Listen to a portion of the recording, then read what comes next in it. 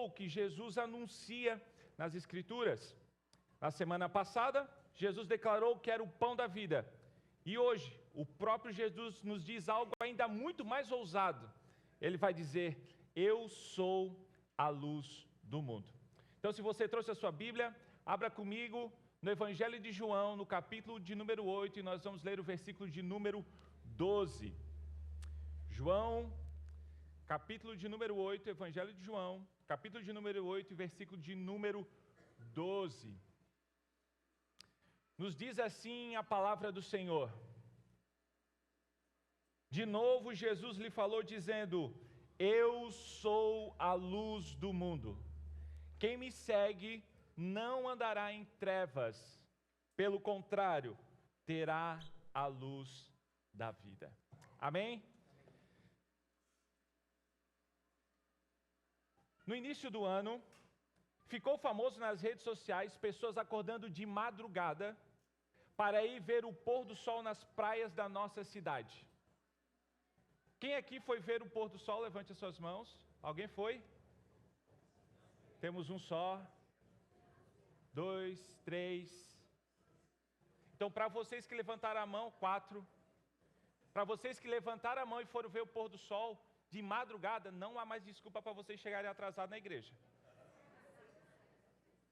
Mas é interessante que foi um movimento nas redes sociais, principalmente indo para a praia do Campeche, né? Eu e a minha esposa Ariane, esse ano tentamos ir assistir o pôr do sol, mas nós somos vencidos por aqueles 15 minutos, o nascer do sol, pelos 15 minutos da cama. Vamos dormir só mais 15 minutos, que virou 30 minutos, que virou 1 hora. A gente foi para a praia, mas a gente não viu o nascer do sol.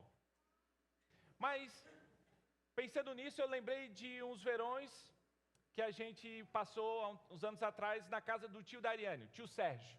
Um tio que gosta muito da Ari e liberou a sua casa para que a gente pudesse passar um final de semana. Então nós saímos sexta-feira da linda e bela Palhoça, cidade que eu moro. Fomos até Imbituba, na praia de Itapirubá. Chegamos lá, um dia maravilhoso, era uma sexta-feira no final do dia, e eu falei: Ari, amanhã nós vamos acordar muito cedo. Se prepara, porque nós vamos ver o nascer do sol. Dito e feito, nós acordamos, ainda estava tudo escuro, botamos uma roupa confortável, pegamos a cadeira de praia e começamos a peregrinação até a beira do mar. Dava mais ou menos uns 100 metros. Estava eu lá com uma roupa confortável, as cadeiras, e a Ari com seu copinho de café, e você sabe que a Ari gosta de café. Chegamos na praia, e quando nós estávamos chegando tinha uma trilhinha para passar, e estava tão escuro que eu dei um trupicão, quase arranquei a unha do dedão. Mas chegamos na praia, armamos as cadeiras e ficamos ali alguns minutos esperando o nascer do sol. Passaram-se alguns minutos, eu comecei a olhar para o céu para ver se não estava nublado, se não tinha alguma coisa. Mas lá no horizonte, quando parece que o mar toca o céu, a pontinha do sol começou a aparecer. Eu sei que você já viu o nascer do sol, é algo maravilhoso, e os minutos foram se passando, e o sol foi crescendo, e aquela cena maravilhosa da sua luz brilhando e rasgando aquele mar, tudo estava bonito. E o que era interessante é que, não somente a natureza sendo tão magnífica e bela naquele momento por meio do sol, da sua luz, mas o poder da sua luz trazendo à tona, revelando coisas que estavam na praia. Com a luz que vinha e crescia, iluminava aquela praia, o céu começou a ficar azul. E que dia lindo que estava. Comecei a ver as ondas com mais nitidez. E que belas ondas, dava um meio metrinho, dava para dar uma manobra.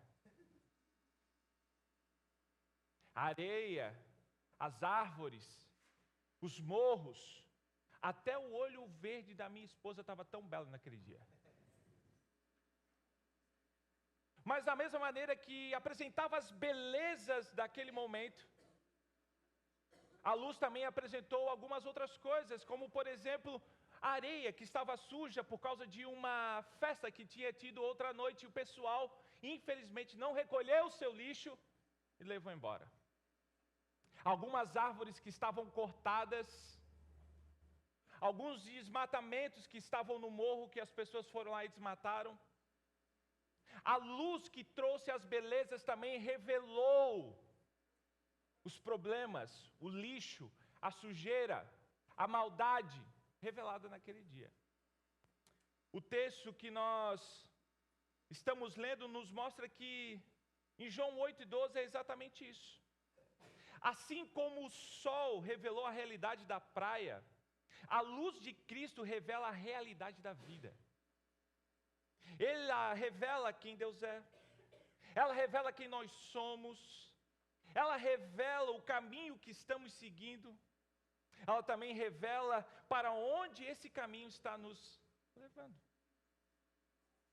Por meio da luz de Cristo, nós passamos a enxergar o que antes estava escondido e a entender o que antes estava confuso. Nós conseguimos perceber o que antes estava fora do nosso campo de visão.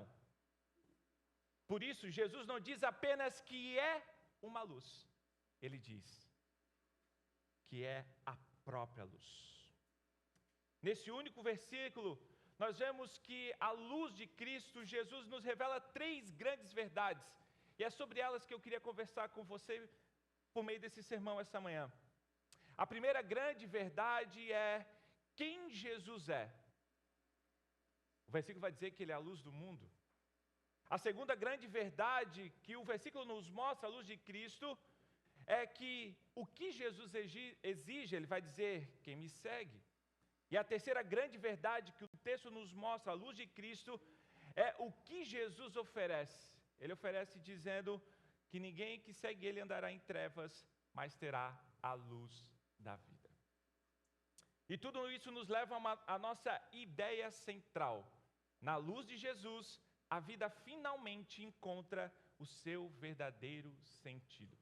Se você pegou o guia da pregação, eu vou repetir para você, para que você escreva aí, porque é uma das nossas perguntas. Na luz de Jesus, a vida finalmente encontra o seu verdadeiro sentido. Que o Senhor nos ajude essa manhã, a fim de que nós possamos proclamar o Evangelho de Deus e Ele falar aos nossos corações por meio do seu Espírito Santo. A primeira grande verdade que nós vemos é quem Jesus é. E a resposta dessa pergunta ou dessa afirmação é: eu sou a luz do mundo. Só para que nós possamos nos localizar. Após a declaração de Jesus em Cafarnaum, que ele era o pão da vida, Jesus é convidado pelos seus irmãos a estarem na festa dos tabernáculos, ou a festa das cabanas, a fim de que ele demonstrasse o seu poder diante das pessoas. Mas Jesus nega o convite, porque entendia que ainda não era chegada a sua hora. Mas depois de um tempo, Jesus decide que vai à festa. Ele vai de madrugada, mas vai em segredo, para que ninguém o reconhecesse. E durante aquele tempo, Jesus vai ao templo e começa a ensinar no templo. E é nesse contexto que Jesus novamente declara: eu sou a luz do mundo. Jesus por essa declaração, está reiterando a sua divindade, e ele faz isso por meio de 2 expressões. Jesus é, primeiramente, o eu sou. A expressão eu sou é uma das declarações mais profundas de toda a Bíblia. A sua origem está lá no capítulo 3 de Êxodo, quando Moisés está pastoreando as ovelhas do seu sogro, e de repente ele vê uma sarça ardente pegando fogo, e ele vai chegando perto e diz que o anjo do Senhor fala a Moisés: Moisés, tira as sandálias dos seus pés, porque esse lugar é santo. E diz que Deus fala a Moisés que tinha ouvido e visto a aflição do seu povo e que ele iria intervir livrando o povo de Israel da mão do Egito. E Deus diz a Moisés: vai e diga ao povo que eu irei libertar eles. E Moisés diz: Senhor, quem direi se perguntar o seu nome? E o próprio Deus diz: Moisés, diga ao povo que eu sou o que sou. Eu simplesmente sou o eu sou. E essa expressão ela é tão importante porque somente Deus pode dizer eu sou. E quando Jesus está declarando a sua unidade com Deus, Ele é a presença de Deus no mundo. Ele está dizendo, eu sou o próprio Deus que está se revelando a vocês. Jesus está assumindo para si a identidade do próprio Deus revelado lá em Êxodo 3. E é importante nós entendermos isso, porque isso quebra qualquer tentativa de reduzir Jesus a um simples mestre moral, a um profeta inspirador ou a um líder espiritual. Ele é o Deus eterno presente entre nós. Para os judeus, dizer eu sou não era apenas uma frase comum. Era a referência direta ao nome sagrado de Deus, de Yahvé. E quando essa expressão era dita, o judeu tinha total entendimento e reverência quando ouvia essa expressão. E eu me deparei com isso e me fiz a pergunta. Eu quero fazer ela a você essa manhã, só para nós que estamos aqui. Não sei se eu vou fazer para o pessoal à noite, só para o pessoal de manhã. Quando eu e você ficamos a sós com essa verdade, de que Jesus é Deus, que Jesus é o nosso Salvador, que Ele é o eu sou. Quando nós ficamos a sós com essa profundidade, com essa riqueza que é nos dada, quando não temos plateia para nos ver, quando não usamos a nossa linguagem religiosa ou nosso evangeliquez rebuscado, quando nós não temos as respostas prontas quando somos questionados, o que Jesus é para você?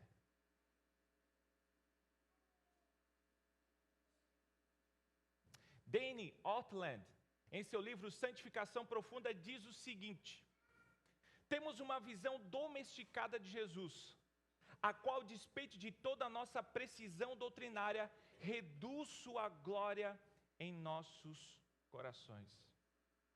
Veja que quando nós estamos diante dessa grande verdade de quem Deus é,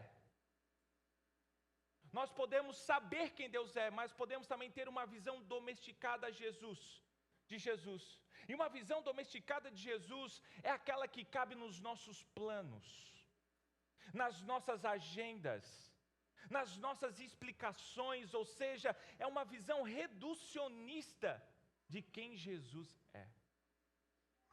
Jesus está se apresentando a nós e dizendo, eu sou. Mas muitas vezes nós reduzimos a Jesus a um Salvador controlável e previsível. Alguém que está somente ali para nos auxiliar na nossa existência, a passar por esse mundo. E o que é interessante que Dane também diz que nós podemos conhecer Jesus corretamente e mesmo assim não conhecê-lo profundamente. Podemos falar sobre Ele, sem nos curvar diante dEle. Podemos passar horas e horas estudando sem nos render a Ele. Podemos defendê-lo sem amá-lo com reverência. E eu preciso que você preste muita atenção no que eu vou dizer agora. O eu sou não cabe nas molduras do nosso coração. Ele não se ajusta às nossas conveniências. Você consegue entender que diante dessa verdade, diante das palavras do próprio Jesus, ou nós reduzimos a Jesus, ou nós nos rendemos a Ele? Ou Ele se torna um conceito, um mero conceito na nossa cabeça, simples conhecimento, ou Ele se torna Senhor da nossa vida? E a aplicação que eu tenho para nós essa manhã é que eu e você precisamos ter uma visão mais elevada de Jesus. Precisamos urgentemente ampliar a nossa visão e conhecer Jesus de uma forma muito mais elevada. Nós não podemos reduzir Jesus àquele que simplesmente finaliza as nossas orações. Nós não podemos reduzir Jesus a alguém que apenas resolve problemas conjugais ou conflitos de relacionamento. Nós não podemos tratar Jesus como um simples mediador para conquistar tudo aquilo que desejamos. Jesus é muito mais do que aquilo que Ele faz por nós. Ele é quem Ele é. Por isso, meus irmãos, não se limite a conhecer Jesus apenas aos domingos. Se encharque das Escrituras, não para acumular informações, mas para verdadeiramente adorar a Deus como Ele deve ser adorado, amar a Deus como Ele deve ser amado.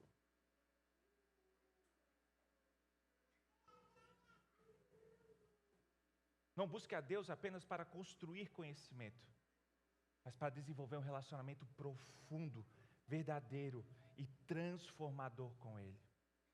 Ter uma visão mais elevada não é olhar para a janela da casa, olhar da janela da casa para o céu. É pegar um foguete, e pode ser do Elon Musk, e rasgar a atmosfera, até perceber que a glória de Jesus é maior do que tudo que eu e você imaginávamos. Então tenha uma visão mais elevada, mais ampla de quem Jesus é. Não reduza Jesus às molduras do seu coração. E é interessante que Jesus se apropria dizendo, eu sou. E Ele continua dizendo quem Ele é. Ele é a luz do mundo. A palavra grega aqui vem do grego phos, um substantivo. E isso é fundamental. Nós precisamos entender que se na semana passada Jesus não era o padeiro, essa semana Jesus não é o eletricista. Muito menos uma fonte de energia. Muito menos uma lâmpada. Ele é a própria luz. Essa, inclusive, é uma das descrições favoritas do apóstolo João. Porque em seu evangelho, João utiliza 22 vezes a imagem de luz. Porque para ele falar da luz, ele utiliza dessa metáfora. E ele apresenta o Messias, o Deus Todo-Poderoso, o Verbo que se fez carne como a luz do mundo. Mas essa não é uma expressão do Novo Testamento. Essa é uma expressão que já está em várias partes do Antigo Testamento. O salmo que nós lemos no Deus Chama de hoje, mostra que Deus é a luz, o Senhor é minha luz e a minha salvação, Salmo 27. O Salmo 44 vai dizer que Deus é a própria luz em ação. Mas para o judeu, quando ele escuta isso, ele lembra também de Isaías, capítulo 49 e versículo 6, dizendo que a luz para as nações viria trazer salvação até os confins da terra. Quando Jesus está dizendo isso, ele não está se apossando de uma imagem abstrata para o judeu. Ele está criando uma nova imagem, ele está declarando, eu sou o cumprimento de tudo isso. E veja que essa expressão, ela é utilizada num momento muito importante da festa das cabanas. O festa dos tabernáculos. Durante a celebração havia a chamada cerimônia das luzes. Era um momento em quando o pôr do sol chegava, eles traziam 4 grandes candelabros, botavam fogo, os levitas tocavam, a banda dos levitas tocavam ali, e o povo se alegrava lembrando da coluna de fogo que guiou o povo de Israel durante o período do deserto. E alguns escritores vão dizer que isso era tão belo, que a cidade de Jerusalém era iluminada por essa festividade. As luzes se esparramavam pela cidade de Jerusalém. E é nesse cenário, com Jerusalém toda iluminada, a luz do templo, que Jesus se levanta e declara, eu sou a luz do mundo. É como se Jesus estivesse dizendo, eu sou a coluna de fogo. E estava dizendo, essas luzes para a qual vocês estão acendendo para comemorar, eu sou isso, a comemoração também é para mim. A promessa que os profetas fizeram no Antigo Testamento, sou eu sou a luz do mundo. Diante daquela luz que iluminava a cidade, estava a luz que iluminava o mundo. Diante do esparramar da cidade, das luzes da cidade, estava aquele que iluminava as galáxias. Estava diante dos olhos deles. E veja, que essa luz veio para restaurar um mundo quebrado pelo pecado. Porque ele diz que Jesus é a luz do mundo. E a pergunta é, por que o mundo precisa ser iluminado? No Evangelho de João, o termo grego para mundo é cosmos, traduzido como mundo, tanto a parte da criação, como também uma referência à nossa condição espiritual caída e afastada de Deus e marcada pelo pecado. Esse mundo que nós conhecemos não reconhece o Verbo. Esse mundo está quebrado porque ama mais as trevas do que a luz. Esse mundo está quebrado porque se opõe à verdade. Esse mundo está quebrado porque não coloca Deus em nenhuma das suas situações. Vive em um estado de alienação espiritual. Vive distante da fonte da vida. Mas também é interessante que João nunca apresenta o mundo apenas como um inimigo. Pelo contrário, ele afirma que Deus amou o mundo de tal maneira. Ele revela que essa mesma humanidade perdida é o alvo do amor redentor de Deus. Quando Jesus declara, eu sou a luz do mundo, ele afirma que sua luz não é limitada a Israel, ao templo ou qualquer grupo religioso específico. A sua luz alcança judeus e gentios, religiosos e marginalizados, morais e imorais, fortes e fracos, o mundo. Dessa forma, dizer, eu sou a luz do mundo, Jesus está proclamando ser a única esperança verdadeira para uma humanidade mergulhada em escuridão.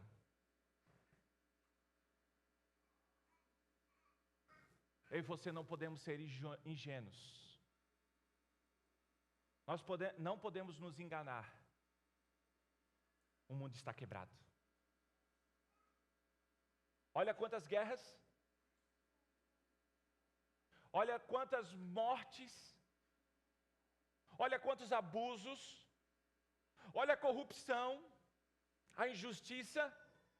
Veja os projetos de poderes. Veja o quanto as pessoas estão mentirosas, enganando umas às outras. Veja como a traição se normalizou no nosso meio. Veja a inveja, o egoísmo das pessoas, e você não pode dizer que o mundo está indo bem. O mundo está quebrado.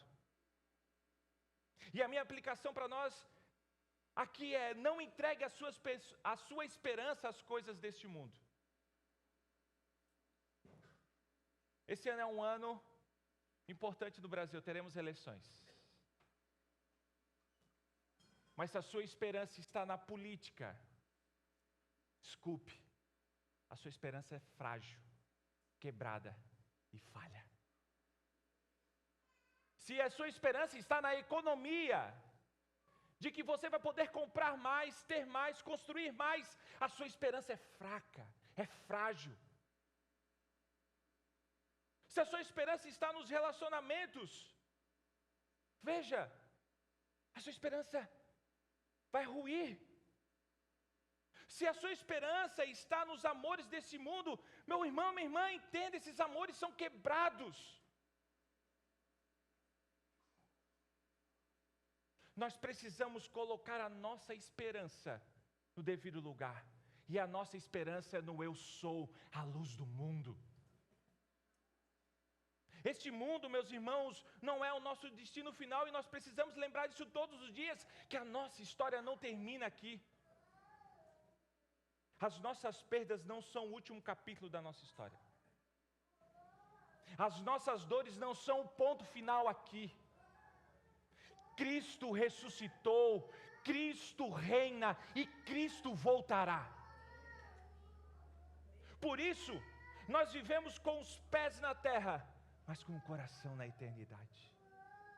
Nós não esperamos por um sistema, nós não esperamos por um governo, não esperamos por uma fase melhor, esperamos por uma pessoa, e essa pessoa é Jesus. Coloque suas esperanças em Jesus. Quando as nossas esperanças estão em Jesus, não há crise de ansiedade. Quando as nossas esperanças estão em Jesus, não há discussão sobre dinheiro. Quando as nossas esperanças estão em Jesus, nós perdoamos. Quando a nossa esperança está em Jesus, nós congregamos. Quando a nossa esperança está em Jesus, nós amamos. Quando a nossa esperança está em Jesus, adoramos Jesus como Ele deve ser adorado. Porque nada e ninguém nos distrai. Porque a nossa esperança não está onde a traça pode corroer, mas está nas regiões celestiais, onde Cristo vive e reina, e um dia voltará para nos buscar. Essa é a nossa esperança. A nossa esperança está na luz do mundo. Essa é a primeira grande verdade. A segunda grande verdade que nós lemos no texto é o que Jesus exige. E Jesus exige que eu e você sigamos a Ele. A festa do tabernáculo estava nos últimos dias. O povo ainda estava com essa memória fresca, a lembrança da coluna de fogo, a luz que guiava Israel no deserto. E mediante a afirmação de que Jesus é a luz do mundo, agora eles têm a direção correta para seguir. Assim como Israel tinha a coluna de nuvem de fogo durante sua jornada no deserto, caminhando com eles enquanto se movia, parando quando ela permanecia. Assim como Israel no deserto, nós também precisamos de direção. No passado, o povo de Deus seguia a coluna de fogo, agora o povo é chamado a seguir o próprio Cristo. E é interessante que a palavra no grego para seguir, ela dá essa conotação não somente de andar atrás, não é seguir casualmente, é construir um relacionamento, ser submisso e ser contínuo, perseverante. Ou seja, é acompanhar como discípulo, um discípulo que está disposto a ir até o final por Cristo. O pastor Jonas Madureira, em seu livro O Curso do Discipulado, diz: não é Cristo que deve se envolver em nossos projetos pessoais. Não é Ele que tem que se sacrificar seus desejos para se engajar em nossos empreendimentos. É ao contrário. Nós é que devemos nos engajar nos planos que Jesus tem para a sua igreja. Nós é que temos que sofrer ao sacrificarmos nossas agendas em favor da agenda divina. A exigência de Jesus é segui-lo. E segui-lo não só por um período de tempo. Não é segui-lo somente aos domingos. Não é segui-lo somente por meio dos nossos devocionais. Não é segui-lo só quando for necessário. Não é só segui-lo quando nós precisamos com Ele. Seguir a Cristo até as últimas consequências. E seguir a Cristo até as últimas consequências nos mostra que a nossa vida não gira mais em torno de nós mesmos. Quando nós entendemos isso, admitimos que nós não somos mais o centro. A vida não gira mais em torno do meu umbigo. Nós não somos mais o critério. Não somos mais o Senhor da nossa própria história. E como isso é difícil? Como é difícil a gente sair do centro? Como é difícil lutar contra as nossas vontades? Como é difícil lutar contra os nossos desejos? Como discípulo de Jesus, nós devemos seguir um mestre e aprender dele e com ele.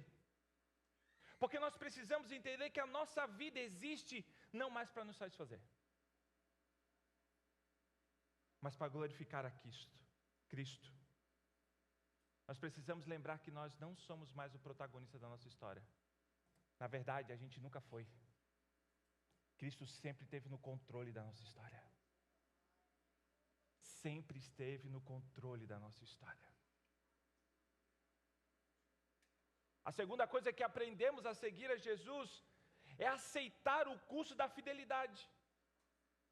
Aceitar o custo da fidelidade aqui é obedecer a Cristo. Isso nem sempre será fácil, confortável ou conveniente. Porque fidelidade pode custar reputação. Pode custar relacionamentos. Fidelidade a Deus pode eliminar oportunidades de crescimento na empresa. Fidelidade a Deus, seguindo a Jesus como seus discípulos, pode acabar com a nossa segurança. Pode acabar com o nosso conforto. O custo da fidelidade a Deus é escolher a verdade quando a mentira é mais fácil. É permanecer firme quando fugir seria a alternativa mais fácil e confortável. É obedecer quando o coração prefere negociar. E o nosso coração, ele é um vendedor de carros. E você sabe que negociar com o vendedor de carro, meu irmão, você tem que estar ligado. Porque ele, se passar, ele passa a perna em você. Se tem algum vendedor de carro aqui que está na nossa igreja, você não é esse, é outro. Mas deixa eu ilustrar para você. Uma das histórias mais conhecidas no mundo da música sobre um fã que literalmente seguia seu artista em todos os shows, é uma fã que ficou conhecida apenas como The Bride, a noiva. Ela era uma mulher apaixonada pelo Coldplay. Eu não consegui entender, mas tudo bem. Especialmente pela presença de Chris Martin no palco. Também não consegui entender. Mas após o primeiro show do Coldplay que ela foi, ela ficou tão apaixonada que decidiu seguir a banda durante toda a sua turnê. Veja, não é a turnê nacional, turnê mundial. Ela literalmente comprou todos os ingressos para várias datas da turnê. Muitas vezes em países e cidades diferentes. Onde quer que o Coldplay estivesse tocando, lá estava ela. E ela viralizou nas redes sociais como a fã que segue a banda pelo mundo. A mídia a retratou como alguém que estava tão dedicada a seguir a banda que parecia viver na estrada juntamente com o Coldplay. A questão aqui é que para The Bride, a noiva, Coldplay se tornou o centro da sua vida. A tal ponto que ela fez tudo, exatamente tudo, para viver como uma fã, para seguir e estar o mais próximo da banda e de Chris Martin. O que Jesus está nos chamando a seguir é que eu e você precisamos viver com quem segue a verdadeira luz. E essa é uma aplicação para mim e para você que já temos tempo de igreja. E nós nos acomodamos ao conforto, à rotina. E muitas das vezes negociamos a nossa vida, a nossa identidade cristã para a nossa segurança e conforto. Mas nós devemos viver como quem segue a verdadeira luz. Não negociando valores para ser aceito. Não negociando a fé para ser aprovado. Não negociando a verdade para ser confortável. Nós precisamos decidir publicamente por Cristo. Ajustar a nossa vida aos valores de Cristo. Amar como Cristo amou. Ai.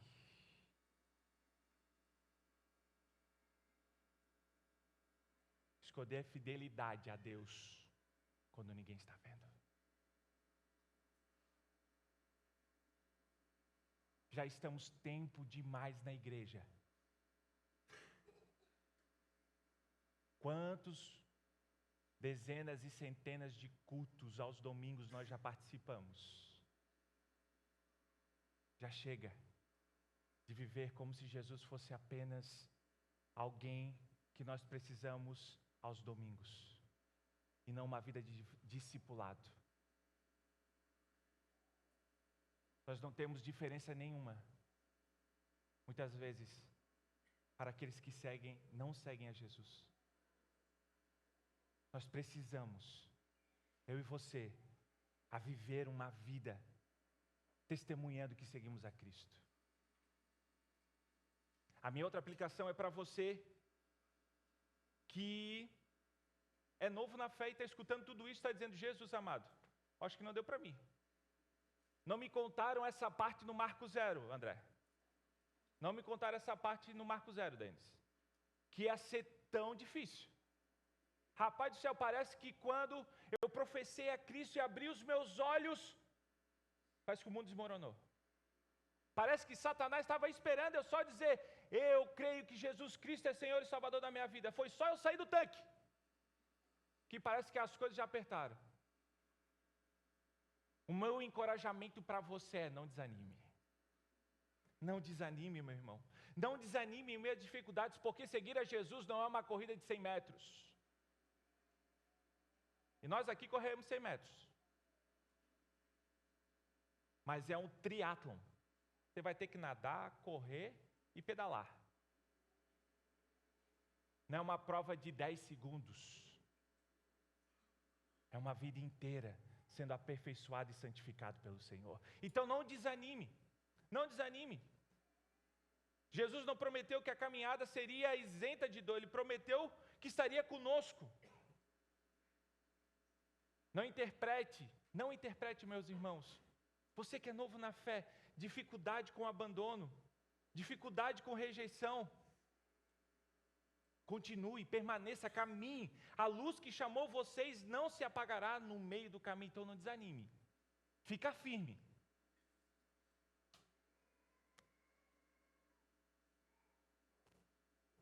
E para você que não é discípulo de Jesus, eu quero falar com muito respeito e sinceridade. Você não pode ser ingênuo. Se você não está seguindo a Jesus Cristo, você está seguindo outra coisa. Talvez você diga, eu não sigo ninguém não. Eu sou amigo de todos, todas as religiões levam a somente um Deus. Está tudo bem, eu vou vivendo a minha vida de conforme a maneira que eu queira viver. Mas me permita dizer isso com muito carinho a você, não seja ingênuo. Nessa vida não existe neutralidade espiritual. Todo coração é atraído por alguma luz. Todo coração organiza a vida em torno de algum centro. Todo coração escolhe um brilho para seguir. Pode ser o sucesso, pode ser o dinheiro, pode ser o prazer, a aprovação. Pode ser apenas o desejo de, eu não quero mais sofrer. Veja, isso são luzes. E o perigo não é seguir uma luz, o perigo é seguir uma luz que não é Cristo. Porque vejam, muitas luzes brilham, mas nenhuma te coloca no caminho da vida eterna. Muitas luzes encantam, mas não salvam. Muitas luzes prometem vida, mas entregam vazio e morte. E Jesus não veio para competir com essas luzes. Ele veio revelar que existe só uma luz verdadeira. E hoje, Ele está se revelando a você, mostrando que o seu coração já escolheu uma direção, mas clamando por graça a sua vida, dizendo, te convidando com graça a escolher a verdadeira luz. Então não endureça o seu coração essa manhã. Se o Senhor fala ao seu coração, agarre-se a Cristo. Agarre-se à verdadeira luz. Agarre-se à verdadeira direção. Agarre-se ao verdadeiro sentido da vida. Agarre-se a Cristo. Jesus nos mostrou quem Ele é. Ele mostrou o que exige de nós. E a terceira grande verdade, Ele nos mostra o que Ele oferece. Vai dizer, não andará em trevas e terá a luz da vida. Depois de revelar quem Ele é e o que Ele exige, Jesus agora declara o que Ele oferece.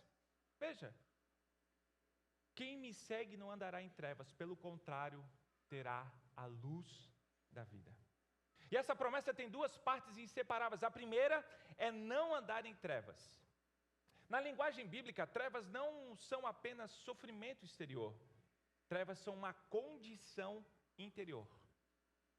Trevas são uma ignorância espiritual, uma confusão moral do que é certo e errado. É um distanciamento de Deus. É o sentimento de culpa não resolvida, é um vazio na alma, é a perda de sentidos. E quando perdemos os sentidos, não sabemos para onde vamos. Trevas são viver sem direção espiritual, mesmo estando caminhando. E essa verdade fala aos nossos corações, porque todos nós, em algum momento da vida, andávamos em trevas. Seja por alguma dor, seja por algumas escolhas, seja pelo cansaço, pela desorientação, mas em algum momento eu e você já passamos por trevas e já vivemos em trevas.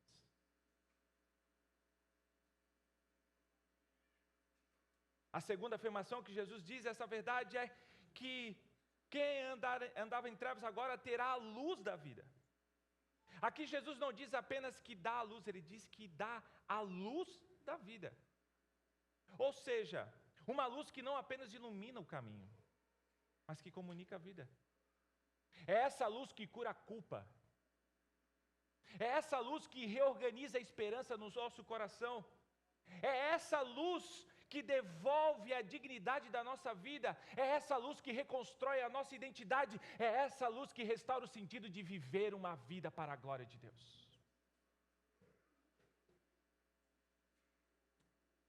Há uma música chamada Lights, de Ellie Goulding, que descreve com muita honestidade o que nós acabamos de ler como uma pessoa que vive em trevas. Ela diz: eu tinha um caminho, mas perdi tudo sozinha. Você consegue ver? Isso é trevas. É ter direção, se perder. Depois ela canta: eu tinha um coração antes, mas a rainha foi derrubada. Veja que as trevas fizeram dela perder a identidade. É um coração sem governo, é um coração sem direção, é uma alma sem trono. E ela continua: eu não estou dormindo agora. O escuro é muito difícil de vencer. Você vê que as trevas cansam?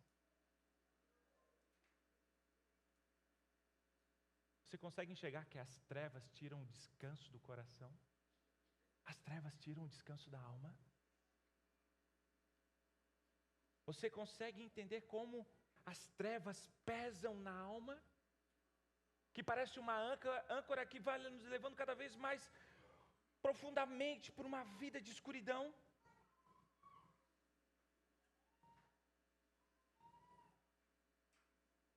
Então no final ela confessa: você mostra as luzes que me impedem de virar pedra. E não é o pedra que toca abaixo. Essa frase é profundamente humana. É alguém dizendo: se não fosse alguma luz, eu endureceria, eu desistiria. Essa música nos mostra perfeitamente a vida nas trevas. A perda do caminho, a perda da identidade, o cansaço interior, a busca desesperada por qualquer luz que ajude a suportar a noite, a suportar a escuridão. Ela estava procurando nas luzes da cidade algo que só Jesus poderia oferecer.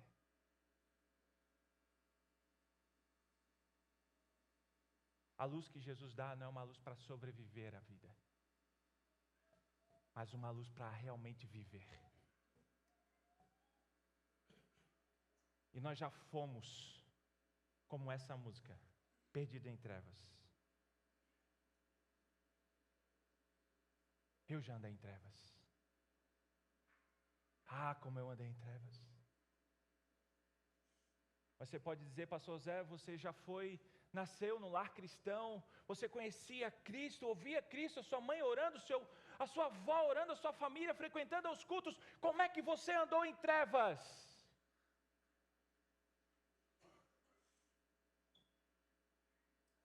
Meu coração ouvia Jesus falar, mas os meus olhos ainda eram cegos. A tal ponto que na primeira oportunidade que eu tive, eu abandonei ao Senhor. Eu quis viver segundo as minhas próprias vontades e meus próprios desejos. Achando que como um adolescente de 16 anos, eu poderia fazer as coisas da mesma maneira que eu queria fazer. E o que eu queria fazer era reflexo de um coração quebrado, que vivia em trevas.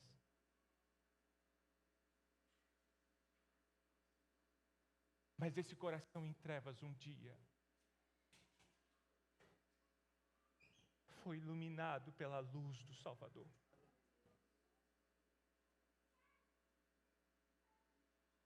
Uma luz que brilhou e escancarou os meus pecados. Ah, os pecados Ah, como eu estava sujo. Mas essa luz me trouxe vida, não só revelando os meus pecados, mas mostrando que eu era um filho amado do Senhor. Revelando que por mais profundo que fosse o poço que eu estava, o Senhor, pela sua luz, brilhou sobre a minha vida e me resgatou, me fazendo seu filho, me fazendo herdeiro, me trazendo para a sua família, me salvando e me dando uma nova identidade.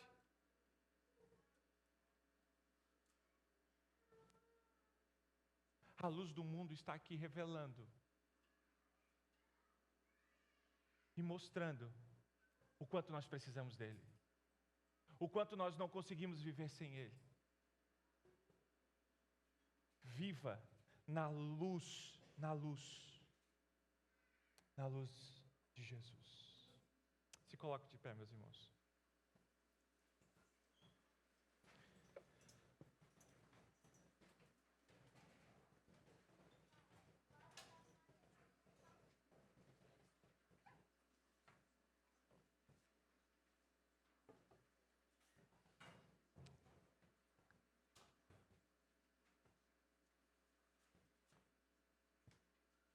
Diante das verdades que nós ouvimos por meio da palavra do Senhor,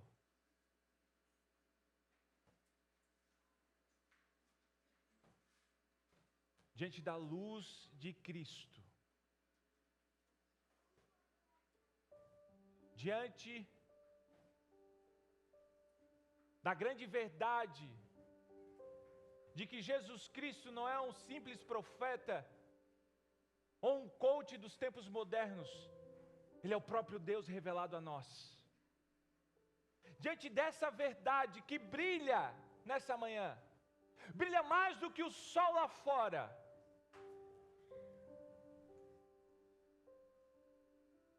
que o nosso coração aqueça. Que diante dessa grande verdade o nosso coração seja aquecido com a presença real do Senhor. Que essa luz ilumine o nosso coração para viver uma verdadeira vida que faça sentido.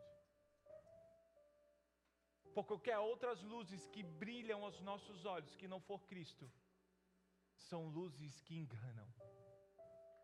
Que o Senhor abra os nossos olhos, ilumine os nossos olhos por meio da sua luz, para que a gente não seja atraído por essas luzes. Para que a gente viva uma verdadeira vida, como Ele nos chamou a viver uma vida em abundância. Uma vida que não se finaliza aqui, mas há uma vida eterna juntamente com Ele. O que essa verdade fala ao seu coração?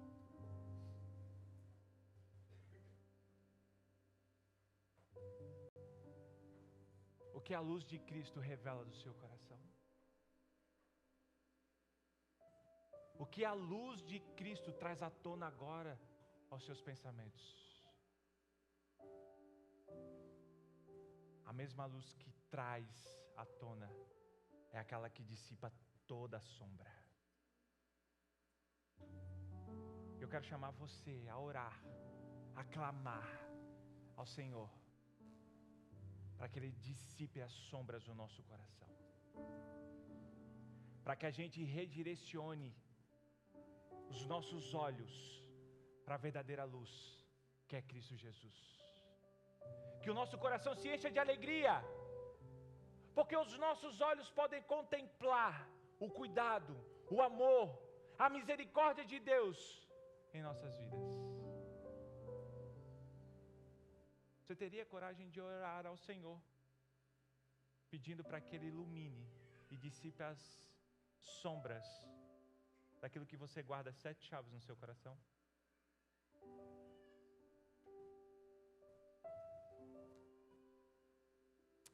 Pai e mãe que está aqui, que ainda seu filho não é cristão,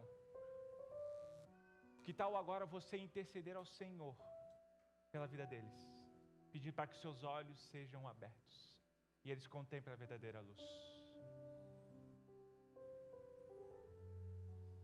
Que tal você orar por alguém, seu parente, um amigo, para que os olhos dele sejam abertos e ele veja a luz salvadora de Cristo em sua vida.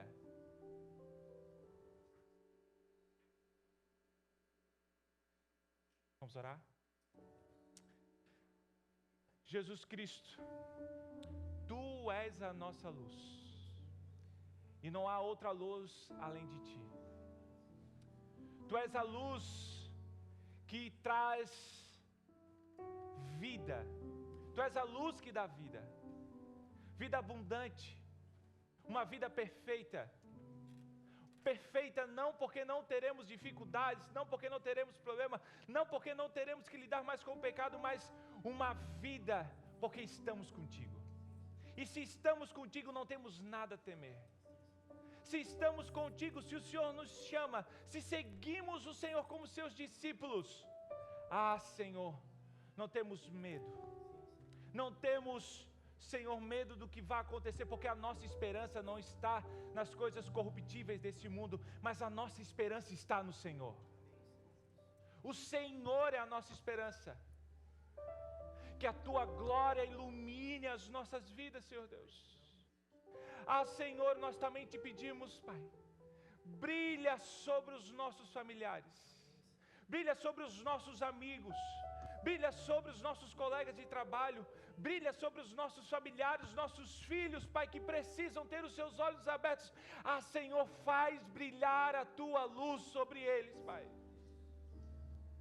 Senhor, nós te pedimos, Senhor, te pedimos, faça brilhar a luz. Que o Teu nome seja conhecido em todo o tempo, Pai. Que a Tua luz brilhe nesse mundo quebrado, Senhor, e que todos possam ver que a única esperança aqui e por vir é o Teu Filho amado Jesus Cristo. É o que nós te pedimos, no nome do Teu Filho amado Jesus. Amém. Vamos adorar e responder esse sermão? Feche os seus olhos e cante conosco essa canção como resposta desse sermão, como a sua oração, reconhecendo quem Jesus é, a luz poderosa que nos alcançou.